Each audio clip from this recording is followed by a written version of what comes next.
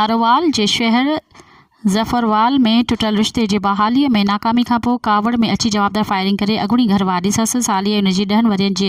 मासूम पुट खे गोलियूं हणी क़तल करे छॾियो, जंहिंखां पोइ जवाबदार पाण खे बि कमरे में बंदि करे आपघात करे छॾियो।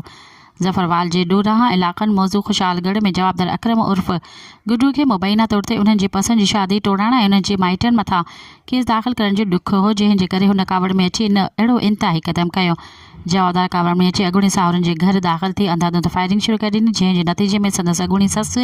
हाजरा बीबी, उनजी घरवारी साली ऐं उनजो पुटु तॾहिं ते फौत थी विया, जॾहिं त उनजो सहुरो सख़्तु ज़ख़्मी थी पियो। मज़ीद ख़बरनि ऐं तफ़सीलात लाइ विज़िट कयो असांजी वेबसाइट www.awamiNewsHD.com ऐं ॾिसंदा रहो अवामी न्यूज़ HD।